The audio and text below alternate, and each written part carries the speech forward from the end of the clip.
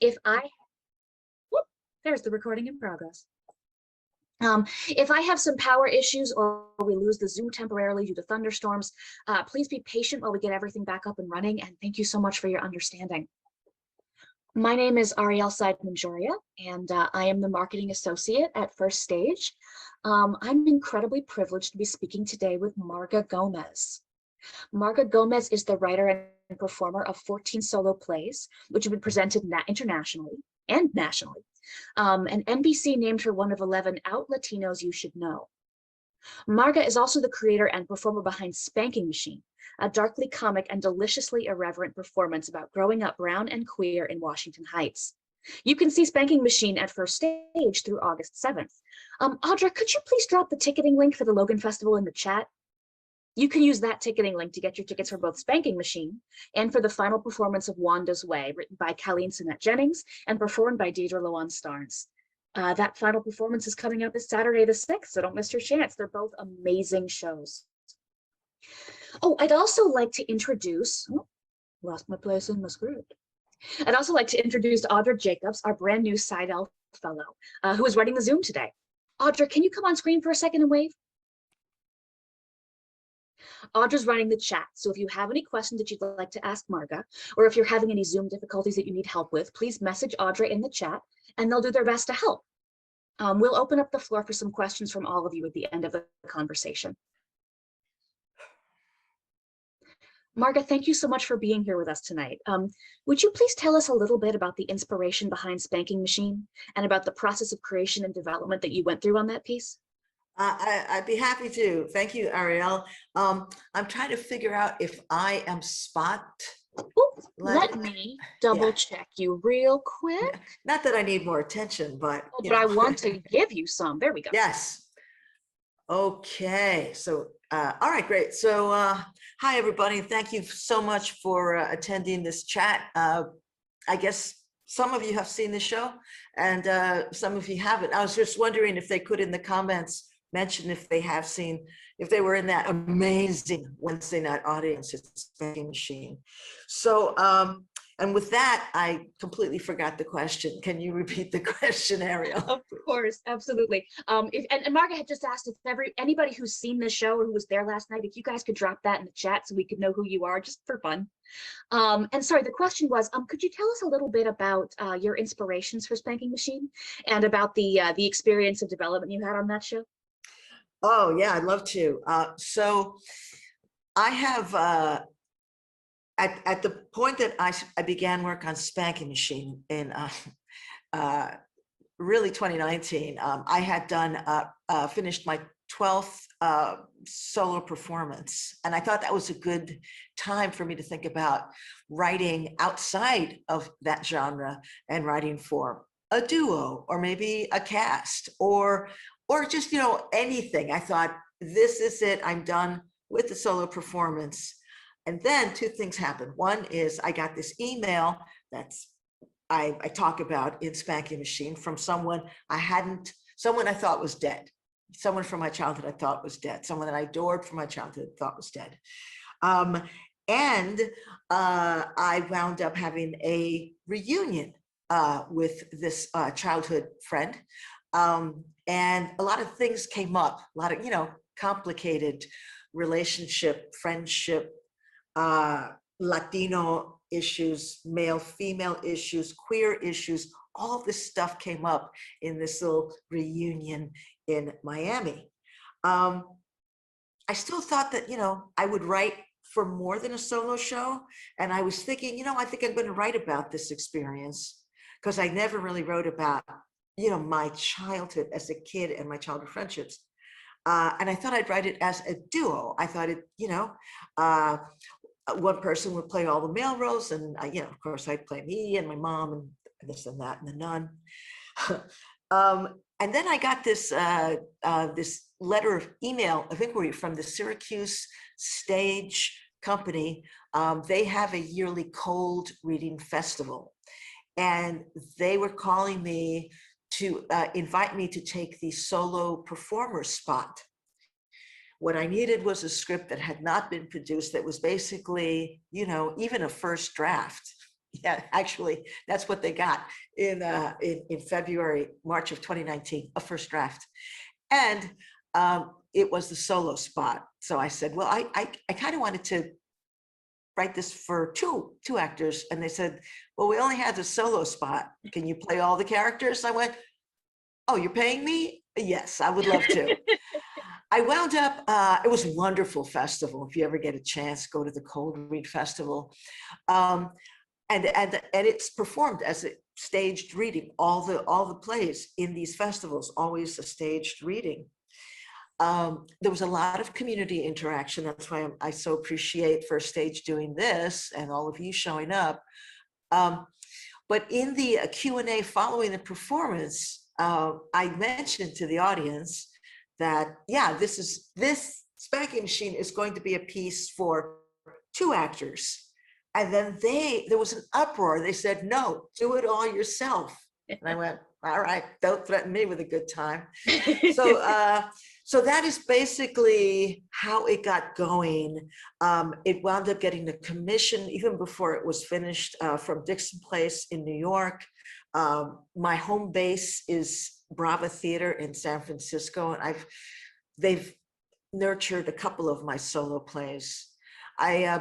I began development with a director and dramaturge, Adrian Aliyah, and it was amazing too because I had been working with another wonderful director. For this one, I really wanted to work with a Latina artist, and he was also queer and young and was very in touch with the youthfulness of the piece.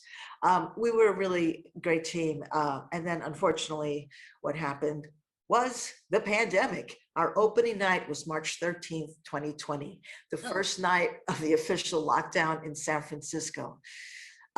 Adrian went on to other projects.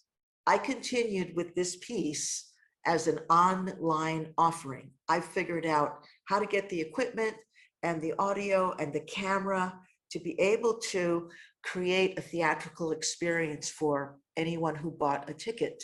The show was sold out when the lockdown happened, and you might have experienced this for First Stage, but the people who bought tickets, most of them just told the theater to keep the money, and they'd catch it again in the future, but they were just like, they didn't want to, I mean, theaters were hit so hard, as you know. So that's it. I continued to develop it then on my own, but with a very special director, the camera. I would do the performances. It was a struggle bus at the beginning because I didn't know how much bandwidth I needed, how much lighting I needed, but I would play it back. And the main thing with any of this is the person. If they don't have, if they're performing into their cell phone, as long as they're 100% committed and they feel the person on the other side of the lens, it really can be very close to what we experienced in theater, in some ways better. So that's Spanking Machine during the pandemic. And now to be able to bring it here to Virginia, DC area, for audiences in the room is just, it's so phenomenal, after waiting and waiting for years. Oh, we're so glad you're able to bring it to us. As a huge proponent of accessible virtual theater, especially during the pandemic, I love that that's how you did that. Did doing it virtually, did developing it virtually, did that change anything about the show? Did that change any of the way you were performing it? Yes. It was really at least 1 year, really developing it, really tightening the script, cutting. And even now I still do it, and I still miss, filming it. And I will when I'm working on a different part, but it changed the piece because perhaps I was very big on stage as a solo performer, playing different characters, playing, to a balcony. It's just me. So I sort of get a little operatic about it.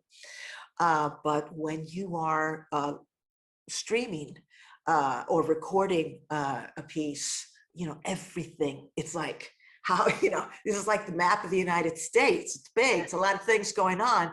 And I really learned stillness and I learned intimacy because I'm not addressing a whole room. I mean, maybe two people bought one ticket and that's cheating, but I'm talking to one person. And so once we're going back, into the reopening, I still realize that is what I'm doing. I'm talking to all the individuals in the room, but not an assembly, if that makes sense. It makes perfect sense. I love that so much. I haven't gotten to see the show yet. I'm seeing it tomorrow night, and I am now even more psyched than I was when we began this conversation. So I am still psyched. Anyway, that's really neat, and I absolutely love. I love the word intimacy. I love that that's something that you're speaking to in the show. I think that's great. Can I just say something about the space? Of course. I'm real bad with ground plans, blueprints, anything like that. And I went, oh no, this is impossible. The theater is great. The theater is great. The seats go up. So that's a wonderful thing. When you go to some theaters, you're just craning your neck to, try to see the person below the shoulders. And here, just this wonderful, this bowl, this bowl of beings that we are. So it does, there are high ceilings, but there is an intimacy in that room. I don't know how, I don't know what it was before, if it always was a theater. Yeah. Oh, I don't know what it was before my time, but it's been a theater for a while, and it's just, I love it. I love it so much. I'm sorry, I didn't mean to interrupt you. I got excited. No. I actually, it was an open-ended ellipsis question. No, I'm so glad that you appreciate our space. I also really like our space. Audra knows. She says it was a tile showroom. Oh, Audra, it was a tile showroom? I didn't know that. You know more about my theater than I do. We gotta talk. No, that's awesome. Thank you. So Audra. I'm competing with tiles. You're doing a lot I think better. I'm much more exciting than a tile. A tile Significantly showroom. more dynamic. Oh my gosh. Okay. Yeah, I think it's a massive improvement. Just personal taste. So you had mentioned in what you just told me that you were originally planning the show to be for two people. Do you think you'll write any shows in the future for two people? Yes, I don't know what I think we all have a little bit of PTSD from trying to plan our next step as theater makers. I really have been thinking that I want to go back and really just create something where it's a regular performance online. People see it or not see it, and hopefully strategize how to actually get the virtual audience all over the world. As far as writing for people, for multiple actors, yes, I think I want to do that. I actually have started, the 14th solo show, and that is I got a grant to do it, and I did it on stage in June. I did about nine performances, and it's still the struggle in San Francisco with people coming in and protocol and but I did this show, and what I want to do, I think, is an audio play. I think that's the next thing I want to do is an audio play. And this show that I was workshopping in San Francisco in June is my take on a children's and a BIPOC LGBTQ non-binary children's show. So and I think it lends itself more to an audio experience. There's a lot of throwbacks to the old days of radio and sound effects. So I think that's the next thing. But I'm always thinking, I should write a piece about that. But it takes a long time to write something. Yeah. Oh, I can't wait to hear the audio play for the LGBTQ and queer and non-binary kids. That makes me so happy. I gotta stay on target. So this is you're working on your 14th solo show. So how did you get into solo performance? What spurred that? It was, wow, it was the 90s in San Francisco. And I had been, my parents were entertainers. And so I always was drawn to be, stage work. I also was drawn to creative writing. And so that was my major in college. And so I got the idea that someone who looks like me and is also, what they call masculine presenting or non-binary, or that I'm not going to get any breaks in the mainstream entertainment industry. But I wound up moving to San Francisco, where everybody was an artist and where the comedy boom was happening. And so I wound up, although I still had thoughts about writing a book or writing a screenplay about my parents, I got into the stand-up comedy world, and I was doing that for several years. And also in San Francisco in the 80s, there was I think maybe the first brick and mortar gay comedy club in the country was in San Francisco. So I wound up having the luxury of not having to decide, am I in the closet or out of the closet? Because for this audience, the gayer, the better. So I started being able to pay my bills by just being a comedian. But my mother was ill. My mother was diagnosed with Alzheimer's in 1989. And in the 90s, I was still working as a comedian, but I was going through the grieving process that you go through, particular to a parent with Alzheimer's. At the same time, I met this guy, Josh Kornbluth, kind of pretty amazing. He was struggling with stand-up comedy because he wanted to tell stories. And the stand-up comedy scene is very short form and nothing too deep, nothing too poignant, nothing at all, just something that you can listen to while drinking beer.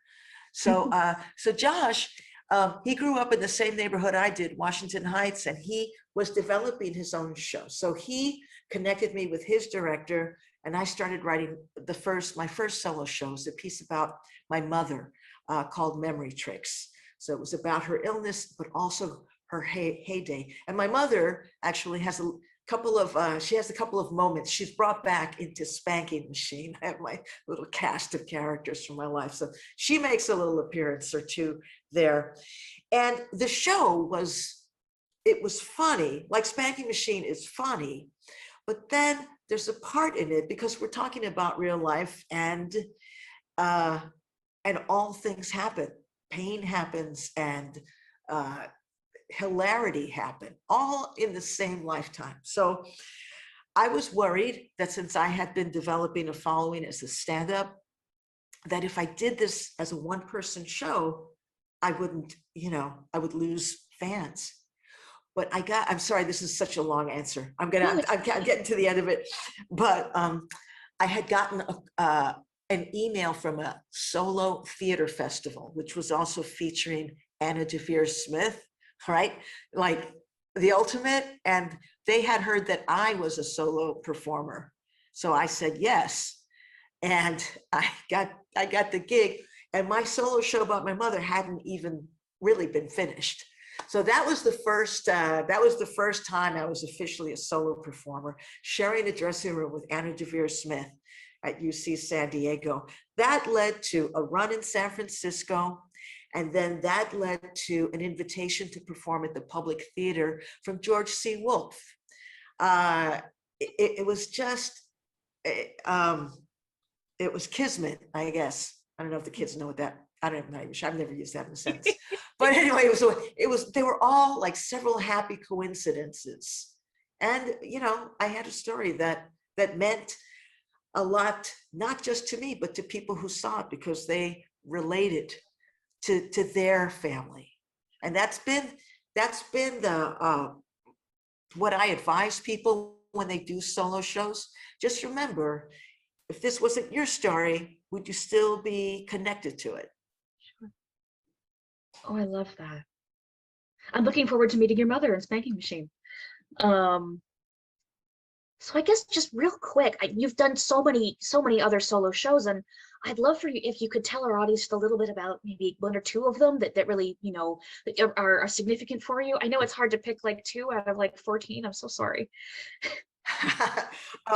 The first one was Memory Tricks, Sure. and that one got that one opened up a lot of doors for me. It got me signed with CAA in LA, and I had that whole. I had a little bit of a bounce from that show. I think the show that going into 2017. The show that I think I might be the proudest of was called Latin Standards. And that show was about it's the second show I wrote about my father. And when he passed, I wound up sort of, just taking all his writing that was left in his apartment. He was, again, they were rich and then they weren't. And, he had this little apartment. I took a lot of his papers. And my father had been a songwriter as well as a comedian. So I did a piece called Latin Standards that was sort of, the premise was that I'm doing a final farewell concert of my father's songs. And each song would never, the songs would never be sung. That was kind of my gimmick. It's like, it was all the patter you do before a song. So I said, this concert is for real music lovers who want to hear the backstory, the trivia. And then I never actually, but I would play the songs because I had the original recordings that went to, top the charts in Spanish language music. So there was that one, got a great review in the New York Times. Which is, it got a big spread in the New York Times in 2017. And I think it was 2017. And it was amazing because, to be honest, I was very sick. I was just like fighting laryngitis. And my director, David Schweitzer, he had a time trying to get me to buckle down and decide what the writing would be, because you have to decide in order to memorize. You have to stop rewriting. And I just kept doing it. So by the time I went on stage with full court press in the audience, I was like, I don't really know all the lines, but I'm just going to fake it. And then I just croaked it out and I got this, I was shocked, but it was a wonderful validation, because whenever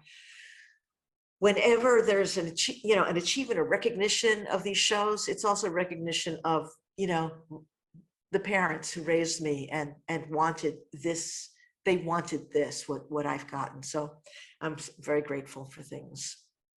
Oh, that sounds so wonderful. I wish I'd seen it. Well, I would love if we could turn over to our audience and take some questions from the audience. Is that okay with you? Of course. Awesome. Audrey, do you have any questions from the audience? I will give them a few minutes. Please feel free to drop your questions in the chat, but if you don't mind, I'd love to ask Marga a question. Yes. Absolutely. Cool. Well, first of all, thank you so much, Marga, for being here and just telling us, each piece of your story. And I was interested in hearing, from your transition to comedy, to stand-up, to performance, to individual performance, like how has your relationship with your multiple audiences changed? Wow, interesting question. Me playing Tyson's Virginia for the first time. I have to apologize to the first stage community. I didn't think that they could handle some of the edgier moments in Spanking Machine, but there are some freaky dicky people here. It's not really explicit, but yeah, the piece does take a little detour, and there's just this lesbian hookup in it. No spoilers, but there's a lesbian hookup, and I thought, oh, they're gonna hate it. They loved it. They loved it. That was like, more of that, Marga.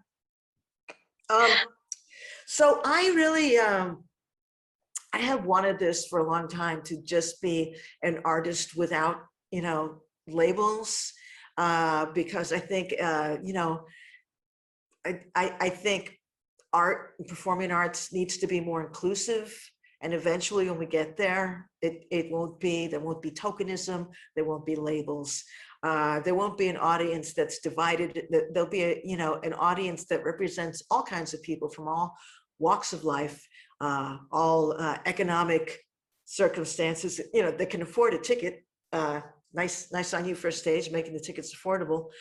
And so I really, really, really have always wanted my work to be universal. And I try, sometimes I don't ask. I mean, I guess I did ask, oh, how many tickets are reserved? But really, even if there's two people, if there's one person, I'm not going to do a show. But if there's two people, I do the show, and I do it even like more committed, because those two people are not afraid.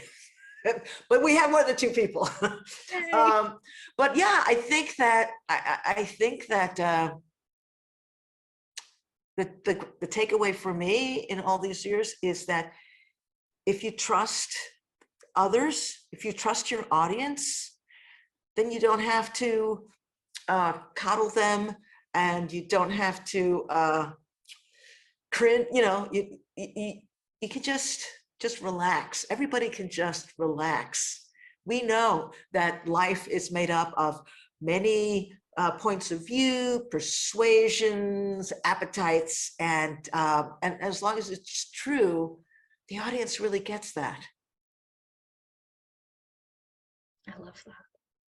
Thank you. Sure. Do we have any more audience questions? Ariel, we have a question from Hannah that I will read out loud. Hi, Hannah. Is it our Hannah? It's Hi, Hannah now. They said, this has been so great. I am curious about your process. What do you do when you first conceive of a show? Do you follow the same process, or does it change depending on the kind of show you are putting together? I love that. I love that question. I think what happens is, was it this composer Marvin Hamlish, like from, like 50s and 60s, and he said this line about his wife was like looking at him. He wasn't doing anything, and she says, "Are you working?" He says, "Yes. This is what I'm not going to compose."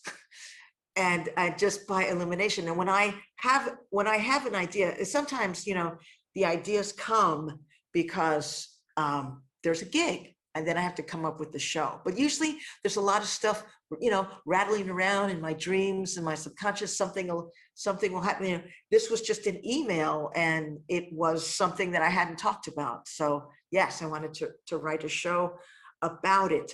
The process is, I think it's always been the same since 1991 when I did Memory Tricks. It's just write everything down that you can think of. Now, some people, they want to make it easy for themselves, would just keep a journal, and then it's all in there. But not me. I just like I do little some writing exercises, and I do stream of consciousness, and I see what shows up on the page, and then kind of what speaks to me, and then I in generating content, just the broadest strokes I get that way, and then in the shower I have ideas, inspiration, taking a walk. Sometimes you just you sit there and you try to just, I'm just not that kind of person who just sits there and starts writing. I'll take a walk, and then I'll have like a window will open. I'll write that down. I come back, then I start expanding on what I have. I tend to overwrite, and I just, even now, for Thursday, I'm like, oh, I'm gonna cut 10 minutes off of what happened on Wednesday. so yeah, it's just like every little phrase, every image in also try to be visual. That's the way I do solo shows. I think I create them cinematically. I did, again, Memory Tricks, which I mentioned, I was invited to be at the Sundance Film Festival's Playwrights Lab. And I really learned how similar writing a one-person show is to writing a screenplay, because you really want to try to make the most vivid recounting that you can. I mean, I perform different characters, but I have a dark, tough part of the show where where I wind up in a place I shouldn't be, with a predator, and I actually work with some other writers, and they just said, put in the details. How did it smell? How did it sound? Was it hot? Was it, and that is something that I really I'm so grateful that I got the note that I got from other writers, and now I always try to just fill it up so someone feels like they are you. Awesome. Thank you so much. Audra, we have one more question. We do, and this question comes from Rachel. They ask, how do you come up with the title of your pieces? Spanking Machine in particular is a pretty in-your-face title. I had you mean Spanking Machine? If can I ask if people want if you're coming to the show and you want me to save you one of these stickers, then just put your name in the chat and we'll save it. How do I come up with the titles? Well, Spanking Machine was actually part of the story, and of course it can be different things. But how it began as a title for this piece about my reunion with this friend from the past, and everything else that was adjacent to this story. The school that I went to plays a part in this piece, and it was a Catholic school, and we were always threatened if we weren't behaving that we would be sent to the spanking machine, that they actually had a machine. And nobody knew it because nobody had actually ever seen it, and it didn't exist. But we all believed it because, well, there were a lot of things in Catholic school. They told us that, okay. So we were already predisposed to believe everything the nuns told us. So that's how that title came along, from an actual event. And the other Latin standards, thank you. I love titles. In fact, I have to be honest, sometimes I begin with the title and the rest will come, because a lot of times I'm a procrastinator. So I won't write until there's a deadline. And then I write just right up to the deadline. So I have to have a title. So that's the first thing I start with. I start with a title and then a description of the show that I haven't written yet. And then I turn it in because publicity has to start, as you know, 2 months before the event. So I have those things, and they always turn out. I don't know if the title actually informs the arc of the show, but they kind of seem to. So for Latin standards, I like it also when they have, double meanings. My father wrote songs that were at the top of the Spanish language charts. When a song from an era like the 60s becomes, it's on the jukeboxes and everybody knows it, it's called a standard, jazz standards.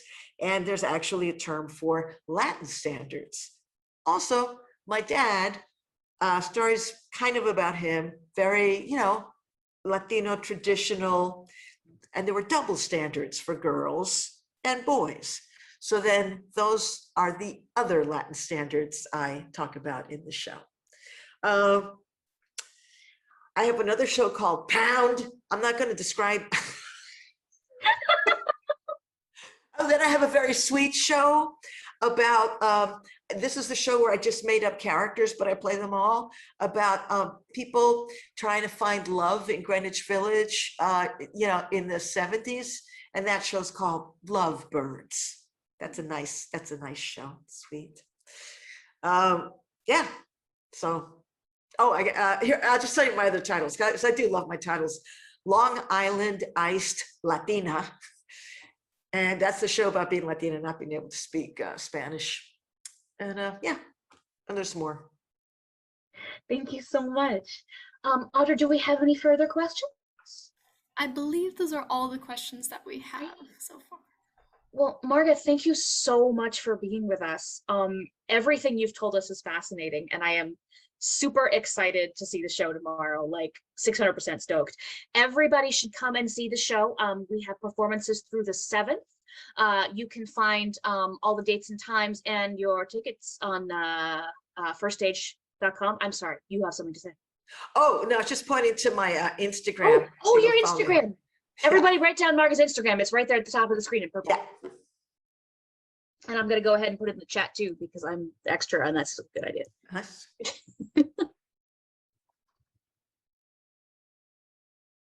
Awesome. Thank you so much. Looking forward to seeing everybody at the show. We really appreciate your time, Marga. Thank you so much. Bye, Have a great everybody. evening, everybody.